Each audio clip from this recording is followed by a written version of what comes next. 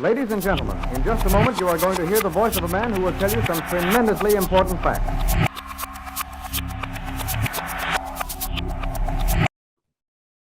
Welcome to the Reality Revolution. Today is an exciting day. I have Dimitri Moraitis, an amazing author who has co-wrote with Barbara Martin a number of incredible books. And we're going to discuss his most recent book as well as the others, Heaven and Your Spiritual Evolution. Dimitri is a co-founder and co-spiritual director of Spiritual Arts Institute. Dimitri has been instrumental in bringing Spiritual Arts Institute to the place it is today as a premier metaphysical school. With Barbara, he is co-author of the international bestseller, Change Your Aura, Change Your Life, Karma and Reincarnation, The Healing Power of Your Aura, and Communing with the Divine. He is an eloquent speaker on a wide variety of spiritual topics, has lectured across the country, appeared on numerous radio shows, and leads the workshops and training classes offered at the Institute with Barbara. Thank you so much for coming on. Welcome to the Reality Revolution, Dimitri. Well, it's a delight to be here. Thank you for having me on your show. You have written several books, and all of them have a unique angle in terms of metaphysics. And your most recent is just so fascinating, especially with my channel. You're talking about spiritual evolution, but I want to go back and get your origin story a little bit. Tell us a little bit how you got into this and what inspired you to go into this field of metaphysics. Yeah. And I think I also have to share Barbara's story too, because hers is so fascinating. Mine, I had, you might just call it a normal upbringing, a good, family upbringing. I was very artistically inclined. Kind of played classical piano and interested in film and television. So I went to California to pursue that career. And while that was going on, again, I didn't even know really what metaphysics was at that point. I wasn't against it or anything. I just didn't understand it. I was having these moments that I just called my inspiration moments, where I was sort of in just a different place, a different level of consciousness. It got so strong, though, that I had a very profound spiritual awakening. But initially, I still didn't have the name for what it was. And then when I realized it was metaphysics, I couldn't get enough of it and then about a year later, I met Barbara, and I met her at a dinner party. It was the first time then I started meditating. And as I talked to her, I realized, my God, she's telling me these things about the other side. And she was putting together some of my own experiences. I realized, my God, she's doing this from her own experiences. This is a woman I have to study with. I found my teacher. So she became my teacher. And then pretty soon we also knew we loved to write. It was like she was training me for more than just a student, that she was training me to eventually kind of take the lead. She's considerably older than I am. So that blossomed into, after a while, Barbara had just accumulated so much knowledge and so many notes, but there were no books. There was nothing kind of organized. I said, we have to organize all this stuff. And we did. We started Spiritual Arts Institute. We added more things. And then she really started training me as a teacher, much more directly, a spiritual teacher. Her past is fascinating. She was born during the Depression era. And basically by 3 years old, she was starting to see the aura. She didn't know, again, what the name of it was, but she knew, I'm attracted to this person because they have these nice colors. I'm detracted because they have kind of scary colors. And then when she was 11, she got her first sort of training in metaphysics. So she met a woman, actually, as she was doing theater, called her in one Sunday, the director, and said, basically, you can see the aura, can't you? And her jaw dropped and said, my God, is that what it's called? She says, well, I can see it too. My mother and grandmother are Hermetic scientists. I'm a Hermetic scientist. And I would like to teach you a little bit about your gifts. And they met privately. And so that was her first real training. Years later, she came to LA too, initially to start a career in entertainment. That was going well. But then again, the inspiration says, no, you're meant to be a metaphysical teacher. Then she met another woman, a very high-powered mystic, that trained her to be a teacher. And at that time, this stuff was not popular. So when she's saying, no, you're going to go over the airwaves, this is going to, Barbara's like, who's interested in this? But eventually that's exactly what happened. And then, of course, years later, we teamed up together. So, it's funny. I always tell people, follow your bliss. It's a common phrase now, but if I hadn't gone from Chicago to LA to pursue film and entertainment, I never would have, I don't think I would have found the same path. And, so you don't know, you go in a certain direction, you don't know exactly where it's going to take you, but eventually it'll take you to the right place. So you guys have a couple books before we get to your most recent one on the aura. And you just mentioned it now. It's an important part of your teaching. Yes. And it took me a while to see auras, and as I start to understand it, from the higher realms, they can look at your aura and instantly know everything about you. It's like a fingerprint that tells you everything. It's not just a single color. Yeah. It's more complex than that. Oh my God, it's more complex than the physical body. Right. There's not exactly what you're right. Through the clairvoyant sight, everything that you're thinking, feeling, doing, it's all radiating energies and qualities of energies. And there's no judgment. But if I'm brooding in anger and frustration, that shows up certain colors that aren't very pleasant. And if I'm thinking love and compassion, that shows up too. So the aura doesn't lie. It tells you exactly what's really going on with you, but it's changeable. That's the joy of it. We're not stuck with an aura the way it is. We can improve it. Now, seeing it is tricky. It sounds like you have what we call some natural clairvoyance. So even with you, it might have taken a little while to start to hone it. You probably could hone it even more if you kept working at it, but the most important thing is to work with it. Most of our students do not see auras. They may see some colors, here and there. But the idea is to work with it. So, okay, if I got angry this morning, I probably have some of the vitiated red, but I can work with the meditative energies to kind of release it. If I've been in a loving mood, I definitely will have that deep rose pink. So you get to learn the aura by still experiencing it, but maybe not in the clairvoyant sense. You can sense somebody's vibes. Well, that is their auric field. And you have to trust it. So a great story Barbara tells you, her father was a Greek Orthodox priest and a builder of churches. And this is a 4-year-old girl just learning to see all this. They go to this big inauguration in a cathedral, and the archbishop is there with bishops. And little Barbara's looking at the archbishop's aura, and she said it was grotesque. It was not good at all. The bishops had these beautiful auras, but the main guy had this very ugly aura. And afterwards, when you're supposed to kiss the hand of the officiating, in this case, archbishop, little Barbara screamed at the whole congregation, "Oh no, I'm not kissing his hand. He's a monster. He eats children." And that was the first, she said, of many spankings. And she didn't realize at the beginning others weren't seeing the same thing. Well, that guy went on to be patriarch, and evidently there was some stuff going on with him that was not so great. So like you said, it's just exactly what's really going on. That's what's going on there. For me, it's kind of, if I kind of phase my eyes a little bit and look not directly at you, I kind of look at the surrounding parts and just kind of relax a little bit. I get little senses. I've met people that are amazing at it. It's always just a little field. How far out do you see when you can actually access and see? Oh no, the aura is quite expansive. Right. So what you're saying, we've done that in some workshops where you, if you, it's kind of fun to experiment with it. You get like a dark background, you subdue the room, don't make it dark, they can't see, but muted light. You have the person sitting, the subject, let's say, seeing there, and then do a meditation. And then, we did this several times, and it was amazing how many people picked up something. When they, again, like you said, it's not like giant color flows, but they saw something. So a lot of us do have this natural ability.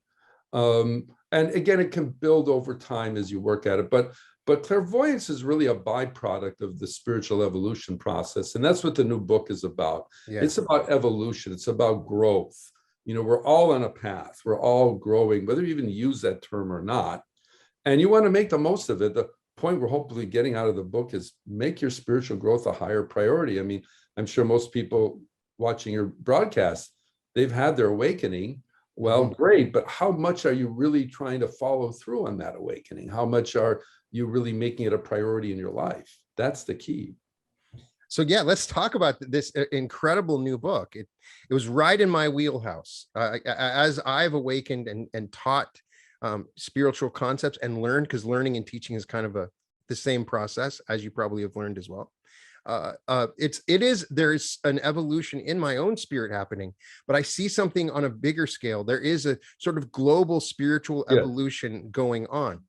Oh, absolutely. And, absolutely. You center this at the beginning around the concept of heaven, which we see in every religion, as you document beautifully, all the way back to Mesopotamia and in Hindu religions and Christian. So, and under that, what I got from the book is that we can get clues for understanding our spiritual evolution from this discussion of the heavens.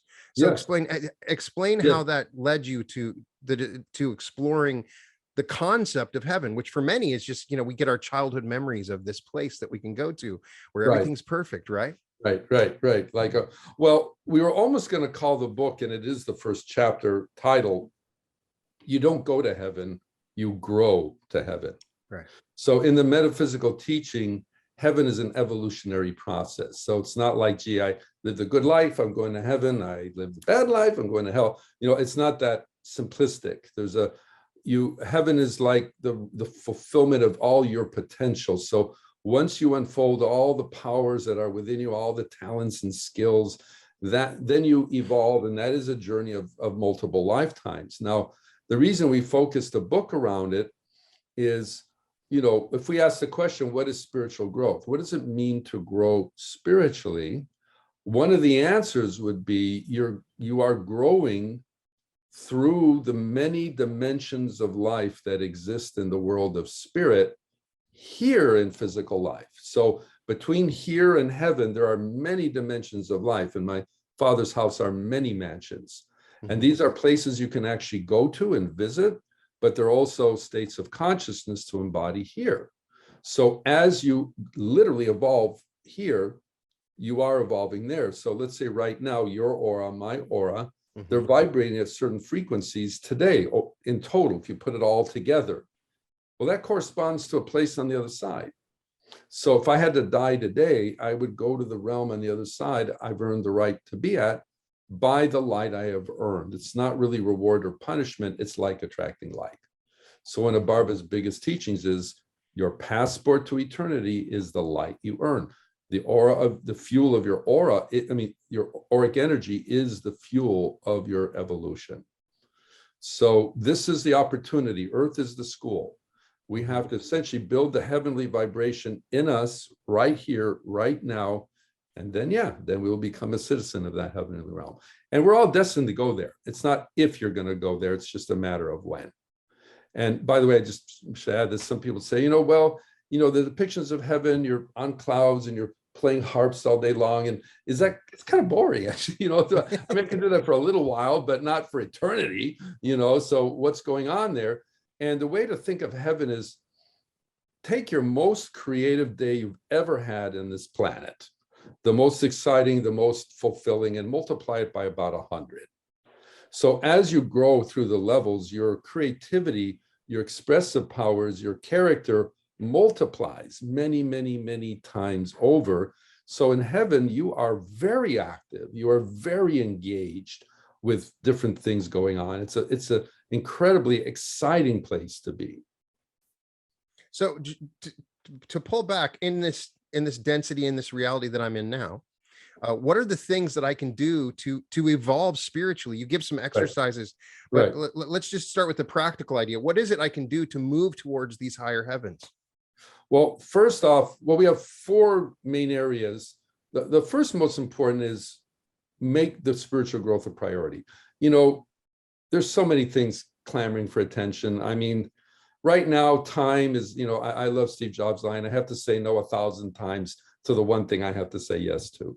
So if you're not making the growth a priority, it's like a relationship. How will a relationship grow if you're not spending time with the other person? You got to spend, and not functional time, it's got to be quality time. You got to engage. So that's number 1, Number 2 is you need to see all your experiences in life, not just the ones you label spiritual, as part of your spiritual growth. What do you mean? The problem the person I'm having trouble with at work, I like to wring their neck. What does that have to do with my spiritual evolution? Everything. That person that you want to wring the neck of is your very opportunity to learn some facet of a spiritual lesson. We say, bless the people in situations that can push your buttons because they're revealing something about you. So if you see it from the right perspective, everything becomes an opportunity. Then another one is education. You know, I got to be honest, I would not be where I am today. I would not be able to do this that I'm doing now without having a teacher like Barbara. There's just too much to learn, and there's no book or just workshop that can give it to you. It has to be, and this is the ancient tradition, the guru, chela, hierophant, you know, neophyte, whatever terms you want to use. It's been that way from the beginning of time. So you need the education. And then the fourth is healing. You know, we have to make changes. If I'm holding on to old hurts or wounds of the past or whatever's going on with me that's kind of weighing me down, how can I ascend the heights if I'm still holding on to these old grudges and problems? So it's not just physical healing we may have to go through, but it's spiritual, mental, emotional. And these four pillars, you know, the conduct of living and all of that, you know, are the keys. Now, there is another key, which is, again, you brought up the Change Your Aura book, is meditation. Mm-hmm. So I'm sure most of your viewers are meditators, but if you're not a regular meditator, this is like building block number one, because that gets you in tune with your inner nature. That gives you time to kind of relate to it. Meditation, the way we do it, you're not walking on the beach, you're not in a reflective mood. That's a wonderful time to do those things. In the meditation, your physical body is still, and you're alert, you're awake, but you're tuning into this inner part of you and getting in touch with that, and then going out into life. So we say the Change Your Aura book tells the world what we do. We meditate with divine light. This new book tells the world who we are, spiritual growth. Mm-hmm. So the really fascinating part of the book, when we start with that, is what your description of the astral realms. Yeah. A lot of people will just say the astral realm is just one place, but you break it down and there's levels of the astral realm. And so let's talk about that a little bit. So we're moving, this is part of our educative process. Our spiritual growth is moving through these astral realms. So we move through the astral realms within each heaven or before we get to the next heavens. How does it work? No, the astral worlds are not heaven at all. Right. It's before heaven. So we got to think of heavens as kind of like headquarters, you know, where we're aiming to. We're not quite there yet, you know, we're working our way there. But the astral world is literally the other side. So again, the first place you go when you cross over is the astral world. Mm-hmm. And there's, like you're saying, there's different realms. There are realms of the astral world we've evolved through long ago. Others we're evolving through now. Others we've yet to evolve perhaps through. Mm-hmm. There are planes of the astral world that are so much like Earth. If you cross over there, you don't think you've died.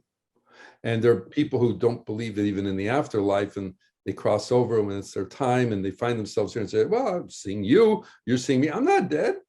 And then when they realize they're not where they think they are, they start to go into sort of like a shock. Mm-hmm. But then in the higher worlds, what we call the fifth, sixth, and seventh, they do start to take on the divine semblance. And there's things you can do there you can't do on Earth. For example, in the higher astral, you can do what they call the float walking. You know, you have such control, you have much more control of mind over matter. Here, we think of something, then we have to go through a physical action to do it. But on the other side, in the higher realms, you can use mind to influence matter directly, and that skill keeps building. Mm-hmm. And also the divine presence. I had, when I first started with Barb, I did start having, you know, some experiences on the other side. And one it was one of the early ones, and it appeared like a simple setting, you know, very pastoral, rolling hills and some buildings off to a side. But what I remember from that experience more than anything was the divine presence. There was no question there was a God. It was literally in the atmosphere. Mm-hmm. And you were just trying to be a part of it. And when I came back after that one, I was on a high for 3 days. But what stuck with me the most, again, was not the experience of going there, as magical as that was. I realized they were teaching me something. They were saying, look, you have to bring that vibration that you experience there here. You got to bring that godly feeling here while you're in the body, not when you're out of the body somewhere else. So they were also giving me a call to action. They're also telling me, and when I say they, I mean we are lovingly supported by the higher beings. We're not doing this on our own. They're guiding us along the way. And they're kind of teaching us we have to raise our vibration, raise our consciousness. And we can do that through the auric field.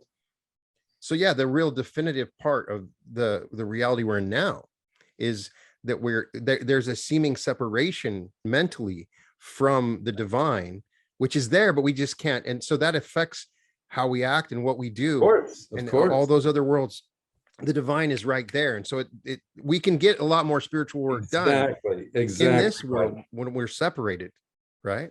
Well, but you hit on a big key. On the other side, you're not necessarily any more evolved than you are here. Right. But the veil between the physical and spiritual worlds is obviously not there. So there's a natural understanding that there is the spiritual order of things. Here, there's a veil, and you have to seek it out. You have to kind of pierce the veil. They call it piercing the veil of matter, and that's part of the enlightenment that we seek. Okay, we're seeing through a glass darkly right now, but our intuition, our inspiration tells us, no, there's something more, there's something more. That's like Plato's cave, right? We're trying to work our way out of the cave to see the sunlight. So that's what we're aiming for. And what you said in the very beginning of the show, this is happening on a global level. There is what we call a global spiritual renaissance. It's not starting in one country or one group of people. It just seems to be like this grass growing all over the planet, saying it's time to wake up. It's time to start to get a little more in touch with the greater life that's always been there.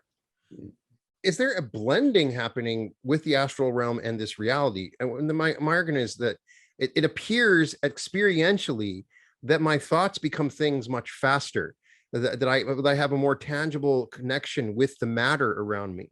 And so that's what I experience. I'm noticing that. And is that, do you think, part of what's happening? It feels like we're in creator school. We're learning how to create our thoughts, right? So it seems like the time between my thought and then the creation has sort of shortened. Well, that's a good thing, but that I would attribute that a little bit to your own awareness, that you realize there is a connection between the two. So that, again, the more aware we are, the more we can do. And yes, the faster it can happen. So if I start to understand the laws of manifestation better, of course, I get better at manifesting. It's just a natural, one of the laws of the aura is that if it's in your aura, it'll show up in your life. That's the divine law. And if it's not in your aura, don't cry over it. Just build up that power and it'll start to manifest. So yeah, the whole idea of just believing we do have the ability to manifest. So many people see themselves as victims of life. And if you do that, you've already lost. Don't fall into that gloom and doom scenario. Yes, there's troubles in the world, but the world is getting better, not worse. And you need to be part of the solution and part of the opportunity. The higher taught us there's never been a better time to grow spiritually than today.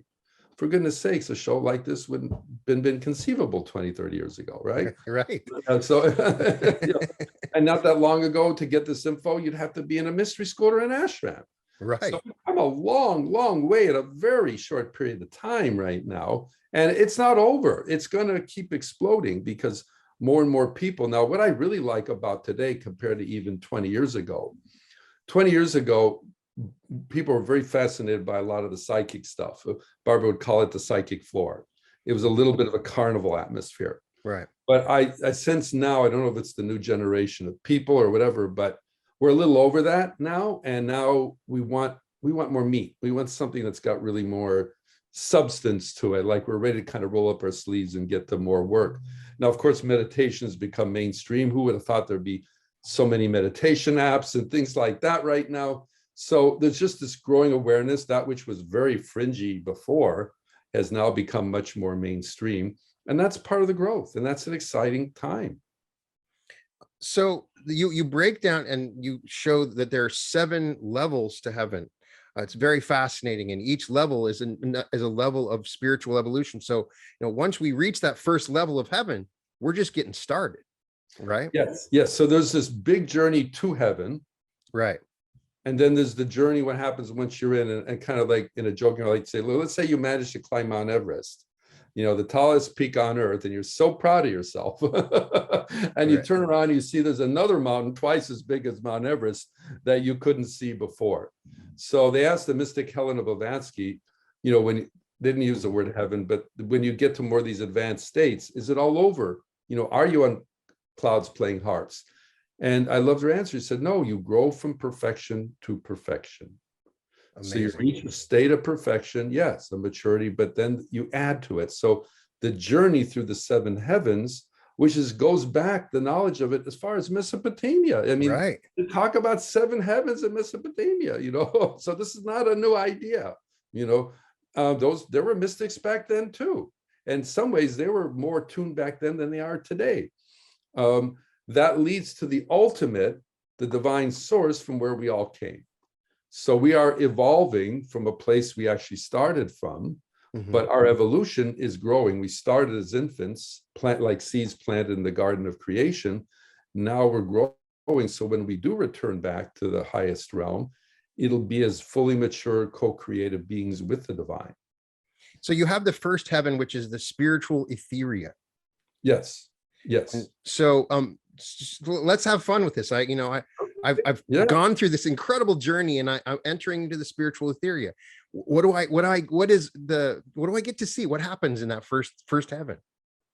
Okay, so now remember, to get to heaven, you had to accomplish many, many things. First of all, you had to reach enlightenment.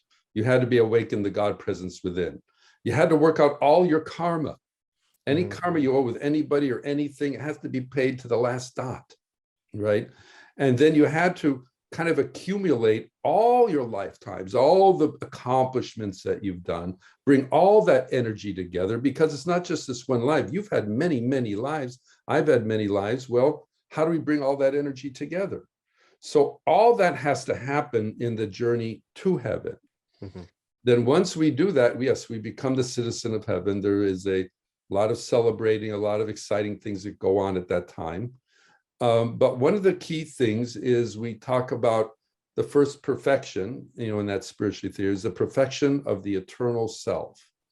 So here's where you come to a much fuller awareness that your soul, which is who you really are, is truly eternal. It's never had a beginning. It's never had an end. So yes, our human experience has a beginning, middle, and end, but not the experience of our soul. So as you start to experience the idea of eternal life, your perspective on life changes, because we think of life still right now very seasonal, right? I had my childhood, I have my adulthood, I'm going to be an old man one day. We still think of it that way, which is fine because that's the natural cycle of this life. But in the heavens, it doesn't work that way. So at that point, we start to reorient ourselves to this greater reality of life. And yes, we are kind of prepared for the journeys that lie beyond. What's the next range? Now, the thing to realize is through the first three heavens, we are still reincarnating souls on earth. We're not like off the wheel of karma or the wheel of necessity that the Hindus speak of. But we're coming in from these different perspectives. We have these different, and yes, some of these are the glorious lifetimes, or, we hear the great sages of the ages, and they would have come from the heaven worlds, but some of them can be rather simple. Like, for example, or at least camouflage, not necessarily simple. One of the things the higher share with us is like a great soul like Abraham Lincoln was a heavenly soul. But he didn't bring the heavenly awareness because, well, he had to get involved in politics and some pretty heavy stuff. Right. So if you could see all that stuff, you probably would go nuts. But I mean, to do the goodness that he did in such dark times, it took that kind of soul to do it. So that we have a lot to look forward to there. Now, when you get to the third heaven, you eventually do what they call win the crown of life. You've really basically accomplished everything you can as a reincarnating soul on physical earth. You've mastered the earthly vibrations. Yes, at this point, you can do seemingly miraculous things. some of the quote unquote miracles of Jesus or others were not really miracles. They were the laws of life operating at its highest frequency. So then you do get off of the wheel of necessity and you move on to the higher heavens. And the higher heavens are the celestial laboratories. I mean, there are whole planets created here. You know, that part is my favorite part of the book. I mean, it's so yeah. fascinating. Yeah. Before I get to that, just to go back, when they talk about the new earth in the Bible or other people, right. The new is this sort of a collection of entities that have entered into those heavens? Is there a planet of just do we reach a point where the planet is just these evolved beings in the first three heavens? As you're saying, we're reincarnating, but still we're going through this process. Or is it just individuals that come down that are sharing life with the rest? How are you envisioning that? Maybe we need to back up a moment. I'm glad you're going to the deep waters here. I hope your audience will like this. Yeah. Oh, they will love it. That's it for sure. Yeah. Because that answers a little bit the question, where is heaven? Right. Okay, I get it that it's a state of consciousness. And we hear the term planes of consciousness. We kind of think of like Euclidean planes. But what we like to say is, if you could see the sky right now through a spiritual telescope that can see all the dimensions of life, just looking at our solar system, you would be blown away. Right. Because there are spiritual planets that are not physical, that are orbiting around our part of our solar system right this minute. And these planets are inhabited. Wow. So if you're ever wondering if there's life in the universe is alive. So of course there is life in the universe because it's alive. Now, once you get essentially out of the solar system and into the heaven worlds, those are planets too. Those are celestial planets. And yes, for example, there's a whole planet of love where you learn all about love. There's a planet of wisdom. There are these because metaphysics defines a planet as a conscribed area of space dedicated to spiritual evolution. That's how metaphysics defines a planet, right? Science took just till recently to even figure out how to define a planet, right? They never actually sat down to do it. Now, yes, so the thing with the other side is, here is a melting pot, Earth. So you could have somebody that are on the astral planes, you could have a Hitler and a Gandhi, and they could be in the same room together, but one could be a heavenly soul, and the other one could be a very devolved soul. But physically, they could be in the same space together. You wouldn't find that on the other side. So in the heaven worlds, you would not find any astral souls because the astral souls haven't built that power. But you would find heavenly souls on the astral world because the heavenly souls will come down to help those in the astral worlds. And sometimes those in the astral worlds are taken up to the heaven worlds for refreshment and renewal. And this brings up the whole idea that every person on earth at some point or another during their life is taken to the inner worlds, usually while they sleep, and to keep the connection. Because remember, we came from there. That's our home, not here. This is temporary. We're going to go back there. The connections need to be, maintained. So that is happening there. So there are these beautiful realms, but the heaven worlds are the prototypal worlds. Everything we see here had to be first created there, including planets and stars and things like that. Now, as far as the New Earth and the New Jerusalem, so what they're saying there is there's been a plan for humanity for quite some time to help us get to a different evolutionary level and to start to drop the veil of matter so that, again, not that we're automatically enlightened, but the interactivity between the spiritual and the physical is just much more natural. And that is the New Jerusalem. That is the New Earth. And it's already designed. It's already ready to go on the other side, but they're still working with us so that we're ready for it. Unfortunately, too many people are not living up to their highest potential right now still. And some are, whatever, there's still conflicting energies, but once it reaches sort of this critical mass, this whole energy can come in. And it will be a new day. It'll be a miraculous day. Now, no one knows when it will happen. Anyone that tells you it's tomorrow, only God knows that answer, But what you're doing now, what I'm doing now, what all of everyone listening doing now is Every time you're adding to this, you're helping to make it happen sooner. The one thing I do know is if everyone today in this world, the 7+ billion souls, were living up to their highest potential today, the new day could start tomorrow. Right. So we have control over this if we decide to exercise it. Amazing. So when I look out into space and I see the stars and planets, they're alive essentially, or they're as you explained. Well, they're ensouled with life.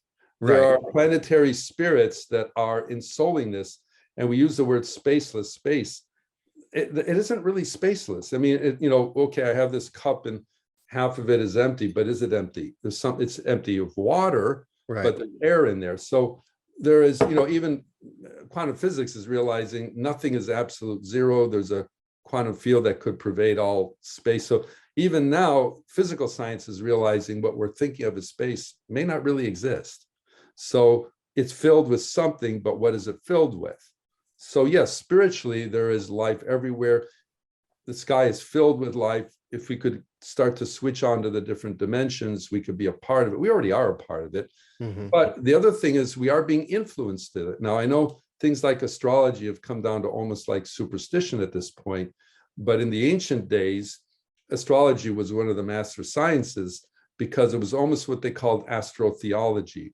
They understood there was a relationship with the cosmos, Mm-hmm. not just objects floating in the sky, but there's an energetic, and we're not just home to the Earth, we're home to the solar system. And it's interesting now we're trying to go to the moon or maybe to Mars. It's almost like we're trying to explore our bigger home, that we are part of this incredible plan, and we're getting there.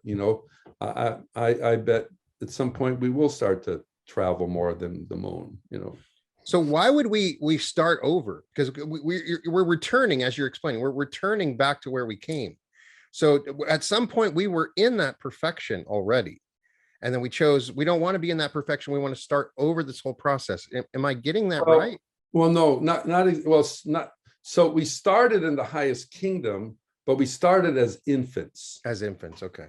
Literal tiny babies, let's say, right? So the divine sent us on this pilgrimage through creation so that we could become self-aware.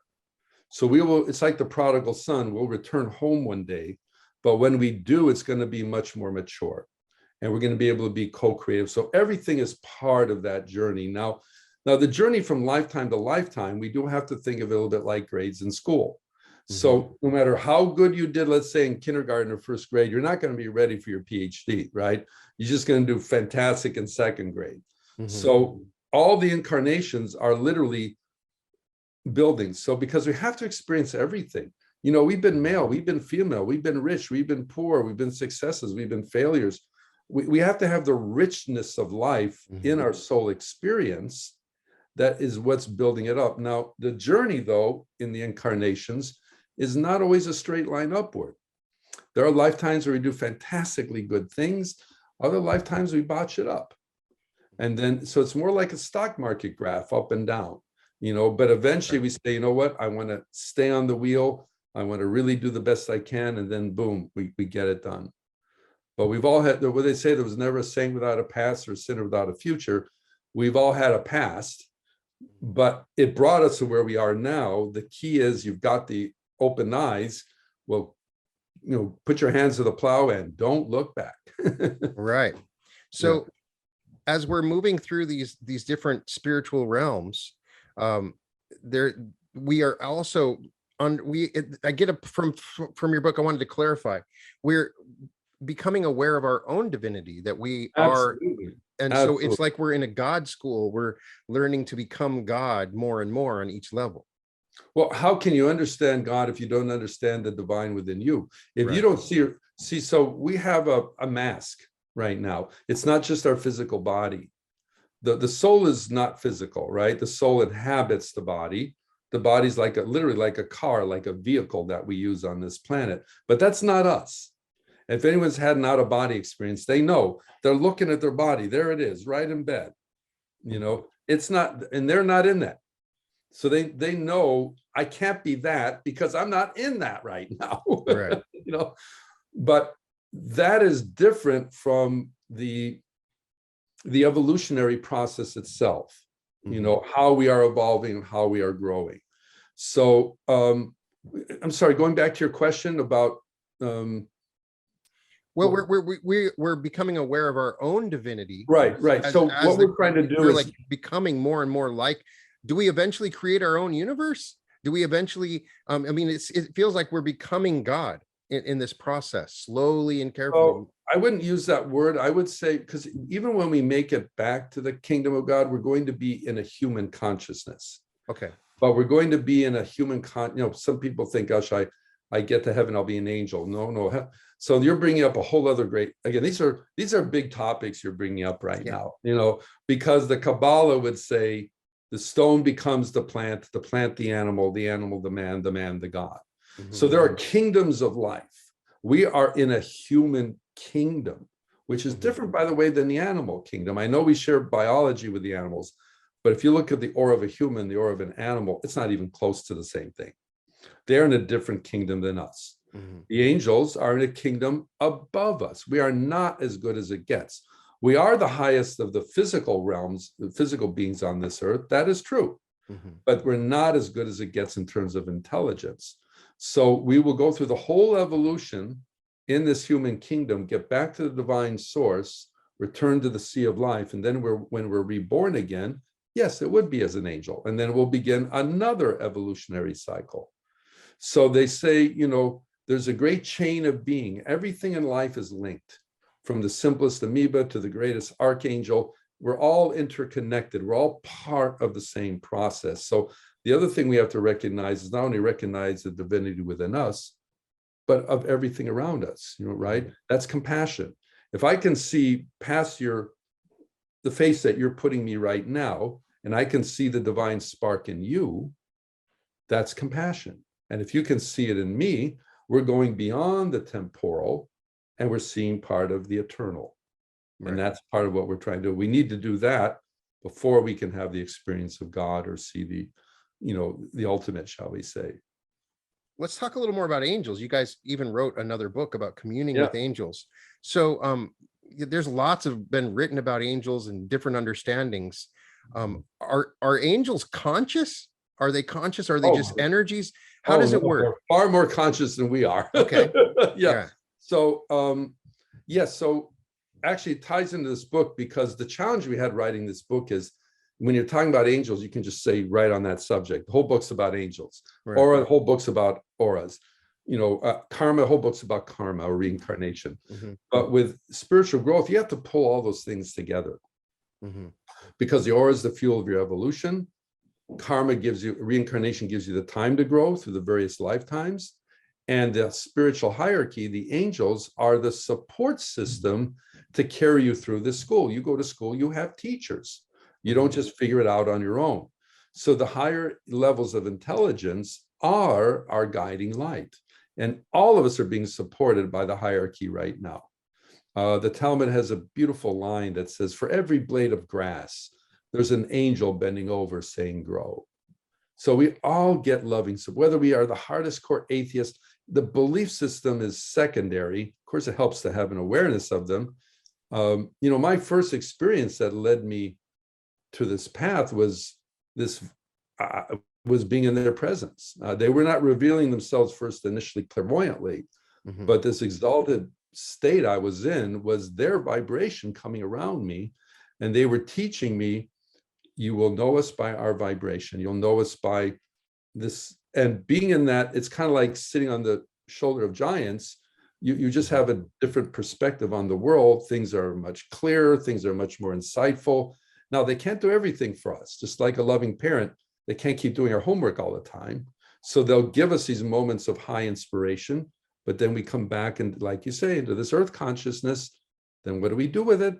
Do we put that good idea to use? Do we put those wonderful thoughts to use? Or do we shelve them and whatever? In our work with the aura, there's a beautiful energy, for example, related to the divine consciousness of prosperity. And okay, I'm worried about money. I'm worried about, I don't have enough, how am I going to pay my bills? So I get in this worry state, and that shows up in your aura. I can bring in the consciousness of wealth, but then am I going to live it, or am I going to go back to my worry? So the hierarchy helps in all of this process. Please remember, we are never walking the earth alone. You could be on a deserted island, 1,000 miles from a physical person. You are never really alone. Mm-hmm. It's fascinating. So Yeah. what did could you see the angel? What did they look like? Well, first of all, they can change their appearance to help us. All right. Right. Because now they're not human. Okay. So we can't approach them in the same way we approach each other. Mm-hmm. But some will say, well, gosh, I saw an angel and it looked like a human being. Well, let's flip it the other way around. We look a little bit like the angels. So yes, they do have form. They do have these very slender sort of bodies, the angelic faces, big luminous eyes, but their vibration again is completely unmistakable. It's completely in a different place. And I'm sure we've all felt the angelic support. We just maybe have not used the term right now. And they have auras that are, well, I should say there are different levels of angels. So there's some that are literally almost like the cherubs, the little babies, and then there's the big grand ones. So they're going through their own evolutionary process, just like we are. Wow. But yeah. It's exciting. It's really exciting. The world is teeming with life, and as we get in tune with that, we just can't help but just be in awe of life. So is it possible those angels have gone through a whole entire phase of evolution up to that point, is what you're saying? Oh yeah. They have to go. Everything is evolving. Mm-hmm. Everything. There's nothing is static in the universe. I know there's an old teaching, angels are just born of angels. They have no free will. No, it's not static like that. First of all, angels definitely have free will. They're doing this because they want to. And, some some have not cooperated, right? This is the idea of the fallen angels. Mm-hmm. So how could there be fallen angels unless there's a free will to do so? So yes, this is done out of love and cooperation, organization, and that's how they work with us. And it's kind of like we're aspiring to be more like them in the same way we help the animals. The animals are aspiring to be more like us. When we love our pets and things like that, it's not just hugs and kisses. We're literally helping the soul in that animal in its evolutionary process. So we're all, again, kind of linked together. We don't reincarnate from animals. It's always we start as humans all the way through. Or is there? Well, no. Once we were born in the human kingdom, all the incarnations were human. All the human. Okay. Yeah. I mean, before human, that's a different story. But that was so long ago, we can't. Right. That's that long time ago. Another really interesting part of the book is when you talk about the netherworld. We don't want to focus on that, but just as if there's these heavens, there's like attracts like. So there's these energies, there's these dimensions that are dark, and where people end up being attracted to. Can you get stuck in those realms? Do people escape them? Tell me a little more how that works. Yeah. No, that's a real interesting. Boy, you really covered. I appreciate you doing such a good job with the book. Oh, thanks. It's a great book. Everybody needs to read it. It's fascinating. Yeah. So again, like you say, well, first of all, let's just say there's no such thing as an eternal hell. There's no such thing as being eternally damned. Okay. Mm-hmm.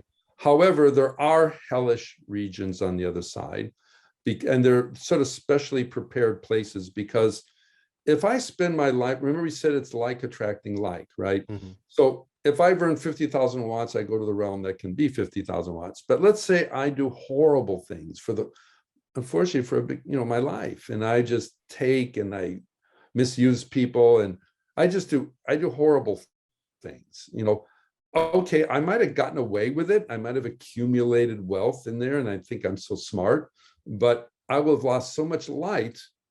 I may not even be able to contribute on the normal evolutionary process. So I will find myself in one of these netherworld regions, and they're known as the animal, beast, brute kingdoms. Now, sometimes we only spend a little time there, and then we wake up because the higher tries to bring us out of those realms. Other times we can get stuck there, and we can even keep going downward. So, Barbara shared an experience there where they took her to there was an opium den there. And these people are just, abandonedly into their opium. But they had obviously been like that in life, and they just kept doing it over there, but they were not evolving. They were just stuck in this place.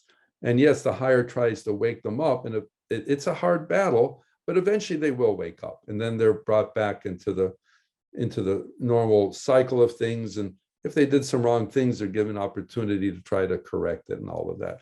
But again, everything's done out of love. There's no judgment. There's no, you are bad. That's not the way the higher sees us, you know. And even the Hebrew word, you know, idea of fear of the Lord, really, the way that word was used in ancient times didn't mean be afraid of the Lord. It meant awe, be in awe of the Lord, be in, you know, just, you know, beyond admiration of the Lord. That's really what that word fear the Lord means, that expression. Yeah.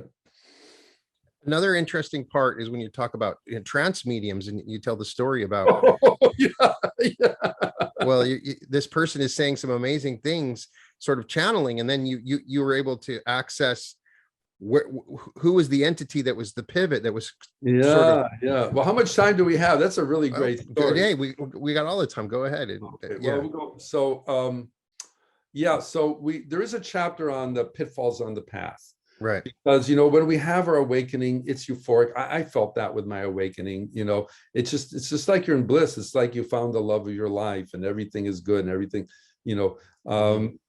But sometimes we don't realize that everything labeled spiritual is not necessarily spiritual. They're con people like everything. And Barbara worked with somebody that was caught in the Jim Jones group and things like that. Right. But one of the areas that she cautions is the psychic, because there's some good psychics and then there's some that are not doing so good, and they may not even be aware of it. So in this one case, Barbara went to an event with a trance medium. Now, a medium is a person that gets, you know, psychic messages from the other side.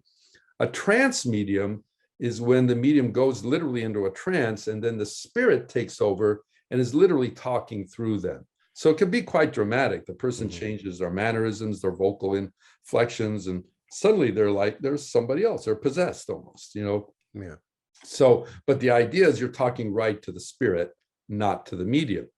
So this gentleman, I guess, was good at it. And Barbara went to this meeting. A friend wanted her to experience this. She said, I always sit in the back in case I have to make a quick exit, you know. Right. And like, it's filled with people, and this about 50-year-old guy, and I guess he was quite charming, and all the ladies loved him, you know. And that's like, you know, he went into the trance channel, and then this 20,000-year-old sage comes through him, and then he does start saying things about audience members and answering questions, and, you know, kind of the normal psychic stuff. And Barbara's like, well, wait a minute, you know, with all her clairvoyant talents, I want to see who the control is. I want to see the spirit that is pushing all these buttons, you know, on this medium. So she has the way of tuning in, and she does see the spirit, but it's no elevated soul. It's a lowly entity. It's a devolved soul, but a very clever one.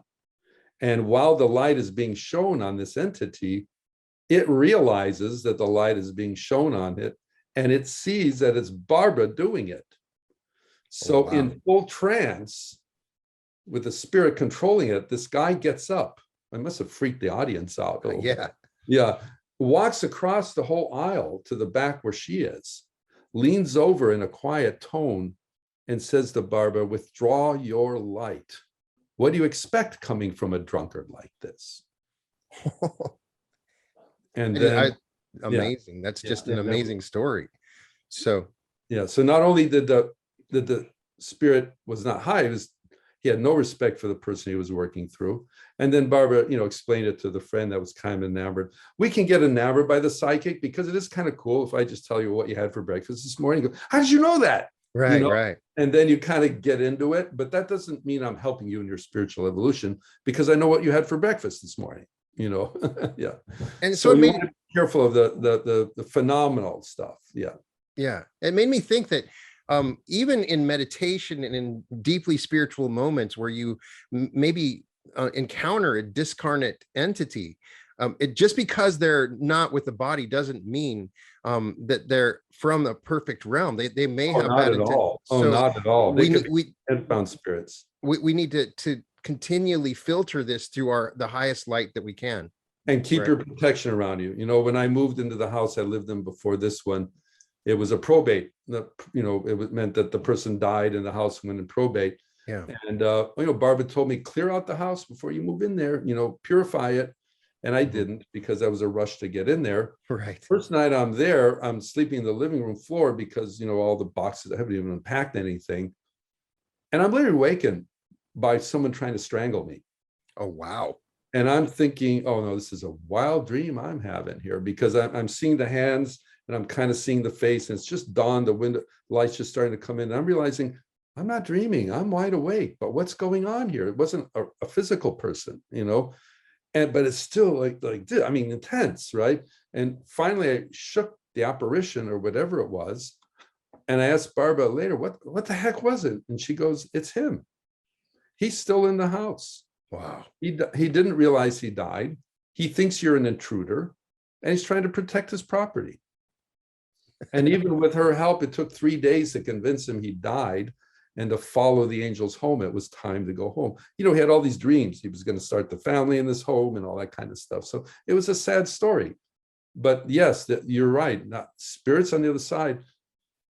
Really, you want to call on the higher, everything's intention, right? If you're approaching the higher with good intention, like will attract like. But if you're just trying to get something for nothing, or just feel better about yourself, there are a lot of clever spirits on the other side that will try to fool you, because they want your light. The spirit in that story of the trance medium, he didn't want money, he didn't want anything like that. He's a spirit.